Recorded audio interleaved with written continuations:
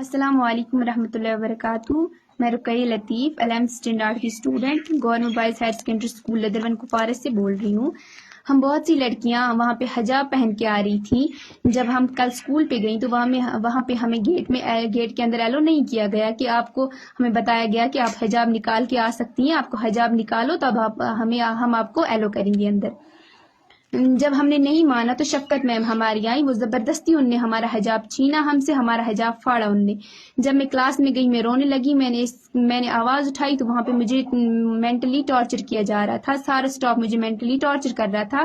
مجھے بول رہے تھے کہ آپ کو بیڈ کریکٹر سرٹیفکیٹ دیا جائے گا, آپ کو بیڈ کریکٹر سرٹیفکیٹ دیا جائے گا. جب میں گھر پہ آئی میں نے یہ مسئلہ سنایا تو میرے پیرنٹس نے ہمارے پرنسپل سر کو کال کی. پرنسپل سر نے بولا کہ بچی کو کل میرے پاس بھیجنا.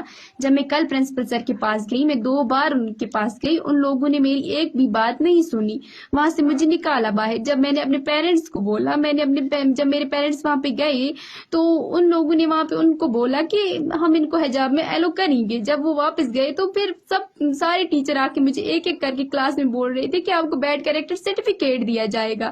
بار بار یہی بول رہے تھے کہ بیڈ کریکٹر سرٹیفکیٹ دیا جائے گا. مجھے مینٹلی ٹارچر کیا جا رہا تھا وہاں پہ.